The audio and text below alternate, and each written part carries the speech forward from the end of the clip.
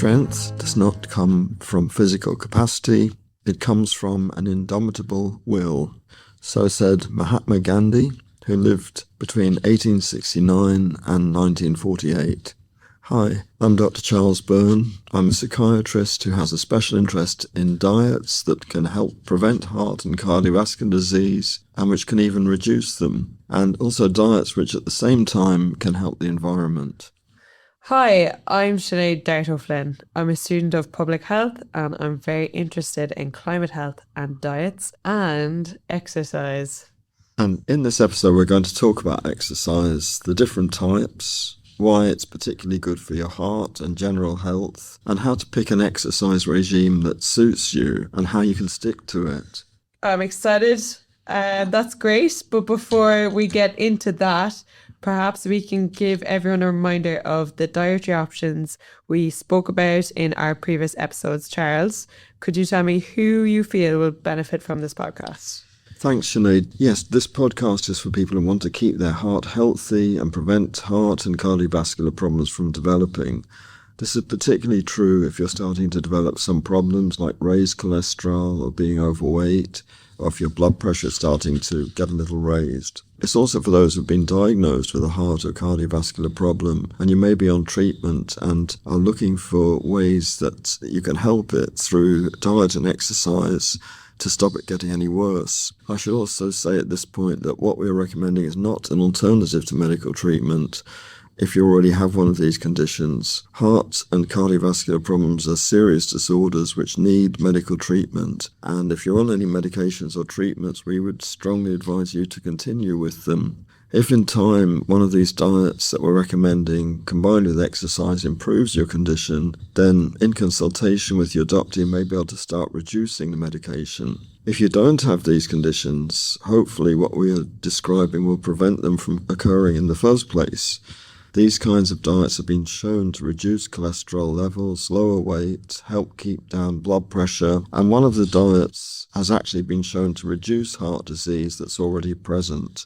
The only thing that I'd like to emphasize is if you have a heart or cardiovascular problem or any medical disorder, you should consult with your doctor to get his or her advice before commencing on any of the diets we're recommending or the exercise programs that we'll describe.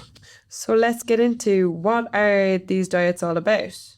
Well, Sinead, these diets are either reduced meat or vegetarian diets, which emphasize the use of whole grains, so that's whole grain or wholemeal bread, brown rice, and whole grain pasta. They also emphasize the use of plant-based proteins rather than meat, although meat is not completely excluded. They be using things like veggie burgers, tofu, or vegan sausages. They include also eating plenty of vegetables and fruit, and perhaps most importantly, they're very low in fat, keeping fats and oils to a minimum. In fact, we're aiming to keep fats at 20% or less of our daily calorie intake. By the way, fats and oils are the same things. One is the liquid form of the other. So that may not sound complicated, but in fact, in the typical European and North American diet, it consists mainly, the fats consist 40 to 50% of daily calorie intake. And a lot of these are the unhealthy saturated fats, which are particularly bad for your heart. They're found, for example, in red meat, in processed meats, in eggs, and full-fat dairy products. Many of the things that we love to eat have a lot of fat and a lot of saturated fat. For example, pizza, chips, and the dreaded cheeseburgers. The trouble is that fats can make food quite tasty, and changing your diet involves some adjusting. But your taste buds do adjust, and you can start to savor the subtle tastes of more healthy food. And how do you do it? By cutting down and reducing in every way possible your use of fats and oils, and abstaining from eating foods that contains high quantities of them. And this applies particularly to saturated fats. It sounds like something that would probably be hard at the start, cutting down fats, but definitely worth it in the long time. Yeah. Yeah, absolutely. So can you tell us how we can actually know how much fat is in the food that we eat? Well, the best way, Sinead, is by looking at the packaging that the food comes in. The food companies are required in many countries to put the amount of total fat and saturated fat in grams per 100 grams of food on the packaging. So when I'm in the supermarket, you'll find me constantly scrutinizing the packaging of food to find these figures out before buying anything. I often forget my glasses, so I have to hold it about 4 inches away from my eyes to read it. But also you have to remember that these figures are fat per 100 grams of food. So if a particular food contains 5 grams of fat per 100 grams, but you're going to eat 300 grams of it, you'll actually be eating 15 grams of fat. So keep all fats as low as possible, and as mentioned, particularly saturated fats. So what about vegetables and fruit then? They don't contain much fat, do they?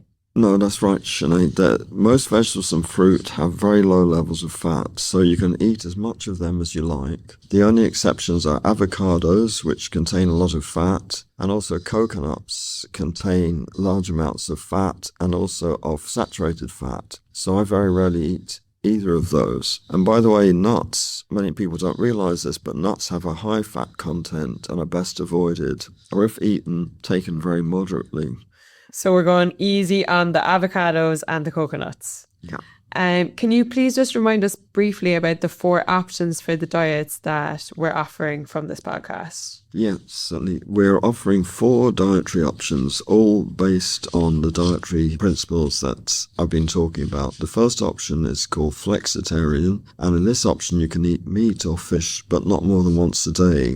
And also we recommend having a couple of days a week, at least one, which are completely vegetarian. The rationale behind this is that research has shown that the more meat you eat, especially red meat or processed meat, the greater your chance of having heart disease and cancer. So if you can't or don't feel able to give up meat altogether, it makes sense to cut down on the amounts that you eat. Also, if you do eat meat, the safest meat to eat is chicken or poultry without the skin, or else fish. It's best to either grill, bake, or air fry the meat or fish you eat without adding any oil if possible. Or if you do add some oil, make it very small amounts. For example, you could put 2.5 mils of rapeseed or canola oil on top of a piece of chicken that you're cooking in the air fryer, together with perhaps some herbs to make it tasty.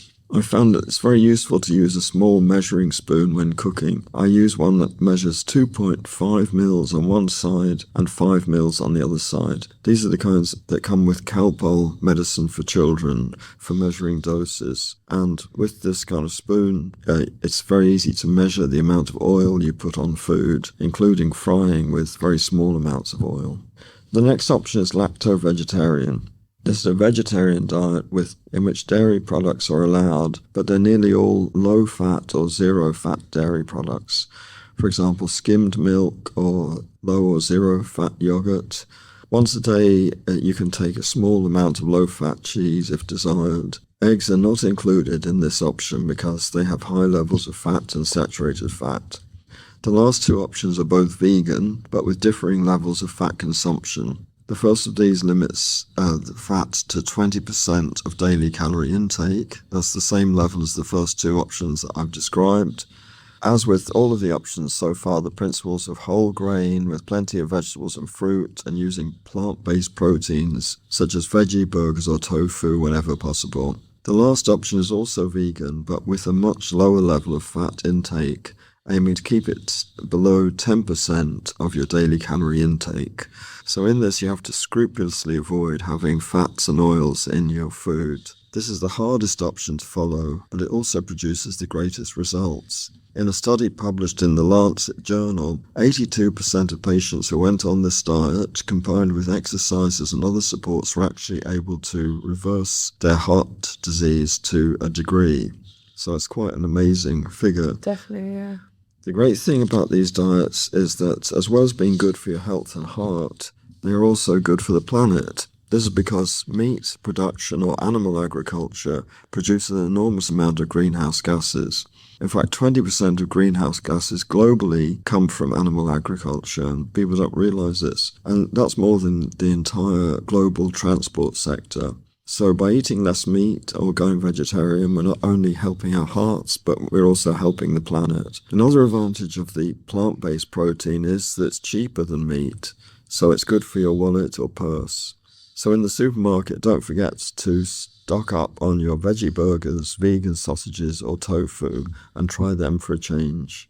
Fantastic. So just to recap, we've got the flexitarian, lacto-vegetarian and the 2 different types of vegan diets. Right. Thank you, Charles. That's a great reminder of that. We're going to take a break now. When we come back, we're going to talk about exercise. So why don't you pause the podcast, put on the kettle for tea or coffee. If you need a snack, try something healthy like a tomato or a banana sandwich with wholemeal bread, thinly spread vegan spread such as Flora Lighter, and the sliced up tomato or banana in the middle. Probably advise against tomato and banana together, but that's just my preference. So we'll see you in a bit.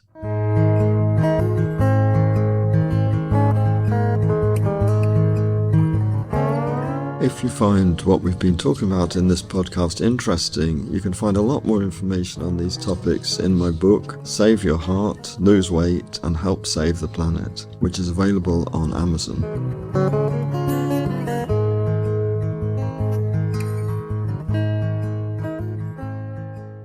So Charles, why is exercise so important for your heart and health and also for losing weight? Well, Sinead, exercise is an essential part of staying healthy. The diets that we have been describing are usually only really beneficial if you combine them with regular exercise. Okay. Although I've exercised in different ways through most of my life, I'm not an expert in exercise, but I can tell you about the essentials of it. So before describing more about it, it's important to repeat the cautions that we discussed earlier. If you suffer from heart or cardiovascular or medical disorders, or if you're very overweight, please consult with your doctor before embarking on any exercises that we'll be describing here. Taking exercise is not without risk, but the risks of not exercising within your capabilities are much greater. It's always important to consult your doctor. So now, Charles, can you tell me about the main types of exercise? Yes, there's 3 main types of exercise. The first is for strength building or resistance training. This is often done with equipment in the gym, or it can be done with hand weights or weights for lifting. It can also be done using resistance bands and other resistance exercises such as press-ups or sit-ups. This type of exercise increases the proportion of muscle in your body whilst reducing the fat proportion, which is something many of us want to do. Yeah, that sounds like a good deal to me. The second type is aerobic exercise, which, as we have mentioned before, this exercise is particularly beneficial for heart and the cardiovascular system. It also helps with many functions of the body. Aerobic exercise is often rhythmic, repetitive activity, for example, brisk walking, jogging, cycling, swimming, or even vigorous gardening. It can be of moderate or vigorous intensity. When you start out, it may be good to go with moderate rather than vigorous. In many sports, such as soccer, rugby or tennis, it can be quite vigorous. But as we age, we're often not able to take part in very vigorous activities such as these, but we can still do a wide range of aerobic activities. In aerobic exercise, your heart beats faster, your respiration increases, and your body temperature also increases. You may sweat a little. Or a lot. Yeah.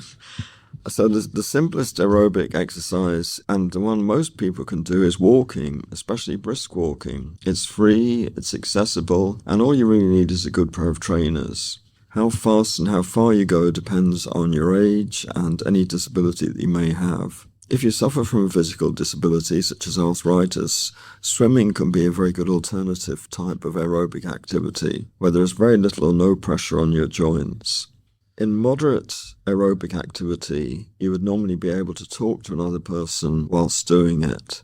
But with vigorous aerobic activity, it's more difficult to talk to another person whilst doing it. So that's a good rule of thumb to see whether your aerobic activity is moderate or vigorous. The last type of exercise that we'll discuss is stretching and flexibility exercises. These can help prevent injury whilst doing the other types of exercise. Stretching and warm-up should be done before any vigorous activity and also afterwards. This type of exercise helps the musculoskeletal system and it helps you stay flexible. Yoga and Pilates are also good examples of stretching and flexibility exercises. And yoga has the additional advantage of decreasing stress and anxiety. I think we can all benefit from reducing a bit of stress in our lives. So, can you tell us some benefits of regular physical activity? Yes, there are multiple benefits of regular physical activity, so I'll just say a few of them here. Okay. It helps control your weight. By exercising regularly, you increase your metabolic rate, so you tend to burn more calories. Your metabolic rate is how fast your metabolism operates, like the basic speed that an engine ticks over at. Exercise also makes you feel happier, and it makes you feel less likely to be depressed. It also combats anxiety and also feelings of anger. It makes you more self-confident and have a sense of well-being. It increases your energy levels during the day, and at night it improves your sleep. It lowers your blood pressure, and it's good for people whose blood pressure is starting to increase. Wow. It lowers your total cholesterol and your LDL or bad cholesterol, which we spoke about previously. It also increases your HDL or good cholesterol. It improves your heart functioning, enabling more blood to be pumped per beat and carrying more oxygen to the cells. It lowers your blood sugar and so reduces the risk of diabetes developing. It reduces the risks of heart attacks and strokes by reducing the risk of developing the blood clots that can cause them. It increases your bone density, so there's less risk of osteoporosis or fragile bones, or of having bone fractures. It improves your balance. It decreases body fat and increases muscle mass in your body. Finally, regular exercise actually helps your brain, particularly as you get older. It's been shown that regular exercise can actually help your brain grow new brain cells and grow in size, amazing as it sounds, just by walking for 3 hours per week.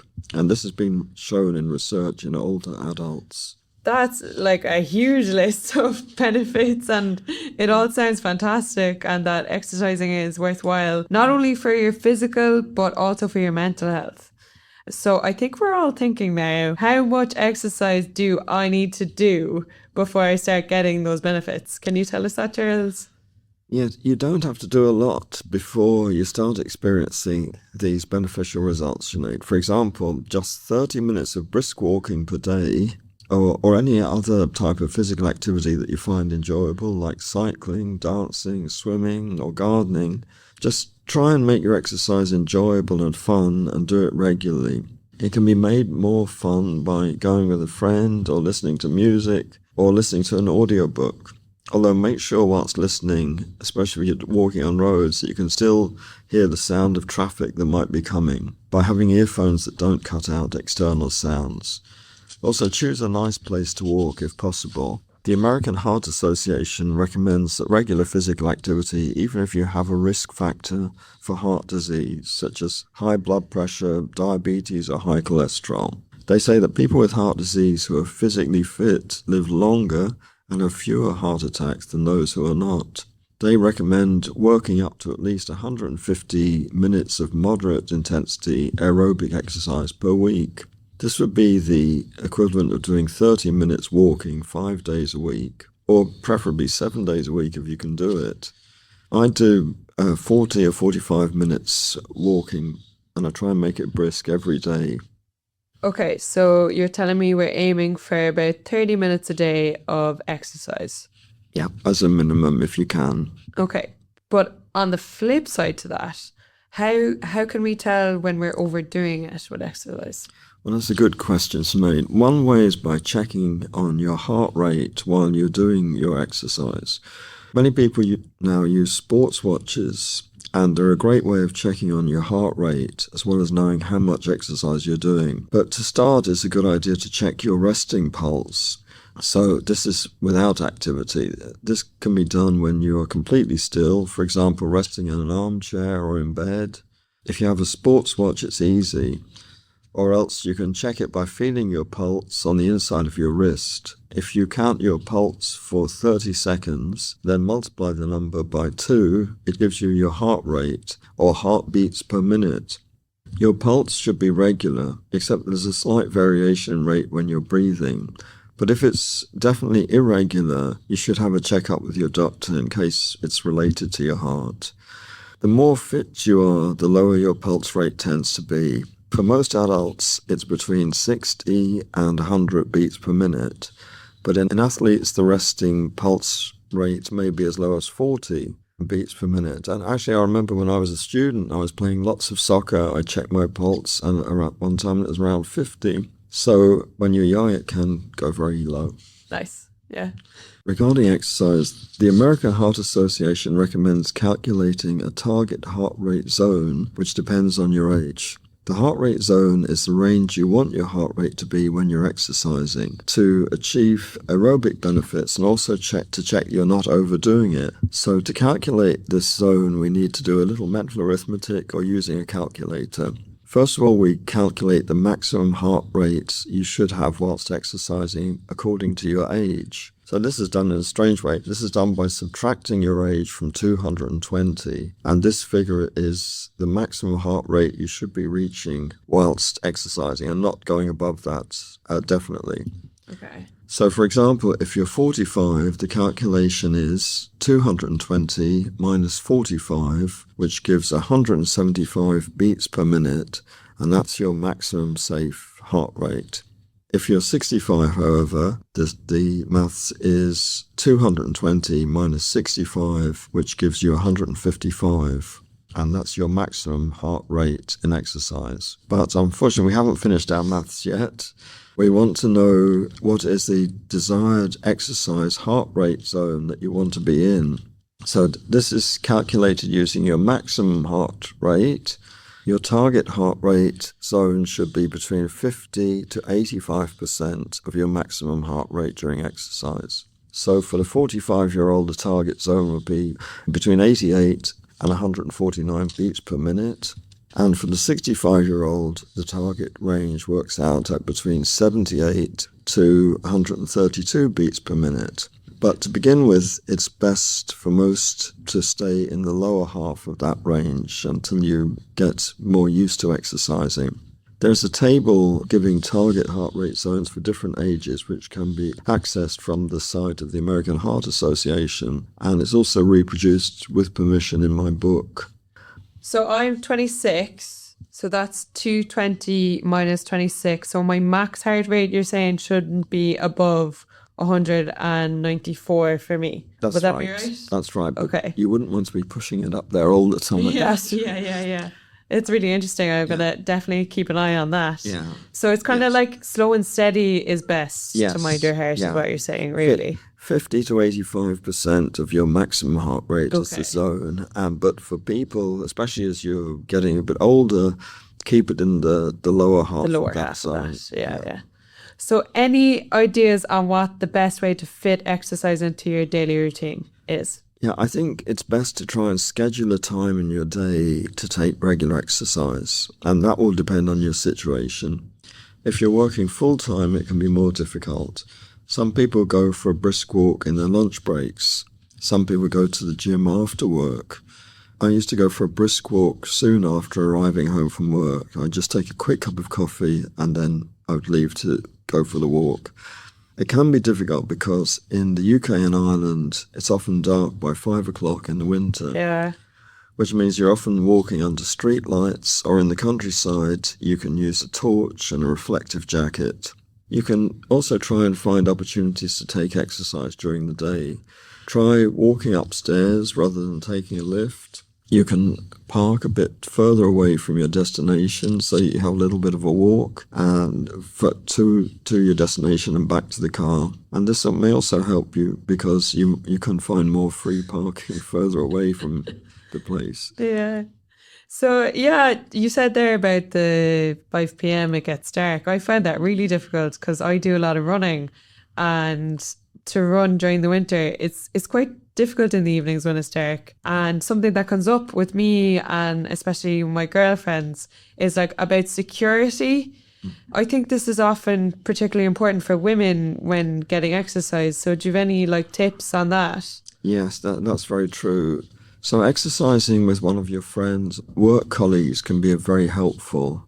It also helps keep up motivation if you have someone to talk to whilst doing exercise. And it also increases your personal security if there's someone with you, particularly if you're exercising outside. It's important to be aware of security, especially for women. Be careful about not exercising on your own in places that are too isolated or if it's getting dark. It's good to carry a mobile phone with you so you can contact people, and you can also have a personal security alarm. The other option is to exercise at home. Yeah, I'm actually part of a run club, and I find that is great motivation for just getting out there. And also, like, I feel safe in, because there's safety in numbers and stuff like that. So I want to hear more about exercising at home. Okay, so having exercise equipment at home is a good option. It can be particularly helpful, as we've said, if you work late and you get home after dark in winter. Also, if it's raining or snowing. We know all about raining in Ireland. Yeah. So good examples are treadmills, exercise bikes, rowing machines, or elliptical trainers. With elliptical trainers, you exercise both your legs and arms, and they're low impact. But choose something that suits you. When you're using your exercise machine, you can watch TV or watch a movie or listen to music that you like. Only buy one if you're pretty sure that you're going to use it, though. You don't want it to be just gathering dust or becoming something that you hang your washing on, and that's what happened to me one time. So you can try out different types of equipment in the gym and see what suits you. Gym membership is another option for many people, and you can schedule it around your working day. Personally, I prefer to exercise outside, and my personal experience of gyms has not been particularly good. Yeah, I'm the same. I love exercising outdoors, but I think the more I go to the gym, the more used to it I am. Do you know, I think there's definitely like a little bit at the start when you're going to the gym where you can kind of be intimidated by it. Yeah. But once you get past that, it's actually a really enjoyable experience, I find. Yeah, I had another different kind of problem. What happened to me was in the past, I would tend to join the gym in January and pay the year's subscription. And I was very enthusiastic, but I often found it took a big chunk of time out of my day, particularly if I had to drive there and back, and my enthusiasm would start to wane. Yeah. So by April, I would tend to give up, and then I'd waste the rest of my membership fee. But it does suit many people and their schedules, and people can enjoy the companionship and the atmosphere of the gym. So it depends on what you personally find good. Definitely, yeah. And also some gyms have swimming pools, and that can be great aerobic exercise, particularly if you have, as I've mentioned, any disability like arthritis. And it's very important, though, to combine exercise with a dietary option. So someone said to me that their favourite machine in the gym is the vending machine, and you don't want to be like that. I think they call that a dad joke. Yes, sorry. Oh, good. So what about you, Charles? What type of exercise are you doing in your life, and what have you done in your life? Well, Sinead, when I was younger, I used to play soccer, which is great fun, and it's a great team sport, and it's a great way to make friends. Definitely, yeah. But from the age of 30, I started jogging, and that continued for about 25 years. But unfortunately, when I started jogging, trainers were not very good at that time. The soles had little cushioning and support, and I think this was one of the reasons why I started later to develop arthritis in my knees. God, no. But, thankfully it wasn't severe, and it didn't affect me when I was walking. So since then, walking has been my main type of exercise. Yeah, walking is definitely a great one, and it's very accessible to a lot of people, I would say. Yes. I've always tried to walk more briskly and make it aerobic, and I try to schedule a walk into my day nearly every day. I try not to let the weather deter me. I use a waterproof or warm clothing when necessary. I also wear a reflective jacket so I'm not invisible to motorists if it starts to get dark. I've also used a treadmill previously, particularly when I was working full-time and it was late when I got home. But It's important when walking or using equipment to have good quality trainers which provide cushioning and good support when walking or jogging if you can. Recently I found a brand called Hoka, and I find the cushioning and support in them excellent. But there are many excellent types of trainers you can choose for walking. I usually listen to an audiobook when I'm walking. As mentioned, it's important to have earphones that allow you to hear traffic if traffic is coming. I'm fortunate to live near a canal and I can walk along the towpath and appreciate nature while I'm doing it. I try to walk for 40 or 45 minutes every day, or at least 5 days a week, and I feel that it does benefit me greatly. How about you, Sinead? You're a lot younger than me. What kind of exercise do you take? So as I said, I love running. I'm part of a run club. I've actually just started training for the Cork Marathon. Great. So that's a big undertaking. I go to the gym just to kind of avoid injury in the running. Like it's centered around running, the gym work I do. I also play a bit of hockey with my mom, so that's really fun. And I play tag rugby on Mondays. So Wow. that's good crack. And it's Yeah. really nice to be able to interact with people while you're exercising. I think that really benefits me because I'm so sociable, you know, yeah. that it's really nice to have that connection while you're exercising. Yeah, that's great. You do a lot of exercise. You were telling me, you were saying at lunch earlier that you had found a technique that enabled you to walk faster. Can you tell us about that?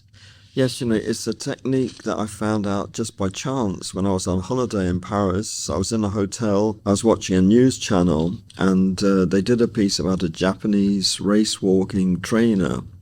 And this man very generously explained in full the technique that he teaches his race walkers to improve their walking speed. So before going into the details, I'd stress once again, if you have any heart or medical conditions, you should consult with your doctor before taking on vigorous exercise activities. So the technique that he taught strangely starts with how you hold your hands. You hold your hands in front of your hips with the palms facing your hips, and as you walk, you move your hands very slightly diagonally, about 5 centimeters in each direction, in harmony with the strides you're taking. As you walk, don't bounce up and down, try and stay on the same level. And when you walk, as your foot touches the ground, try and keep it in contact with the ground for as long as possible. This makes your stride longer and helps propel you further and more energetically with each stride. That's it. It's simple but very effective. And with this technique, I've found I've been able to walk much faster. In fact, as fast as I used to go when I was jogging. Really, yeah. Yeah. And as you do it, you can monitor your pulse with your sports watch, if you have one, to make sure you don't overdo it. You may feel a little self-conscious because of the way your hands move while doing it is a bit unusual, but who cares what people think? I find after doing walking this way, I'm sweating by the end of the walk, and that's a good sign that my heart's been really pumping. Definitely, yeah. Thanks, Charles. That's a great tip for walking. Maybe you and I should have a race. You can walk and I'll do a jog. See you. I don't think I stand much chance. So we're going to take another break now. And when we come back, we're going to hear about our weekly recipe that will make your heart smile. And this week it is one of my favourites, vegetable curry.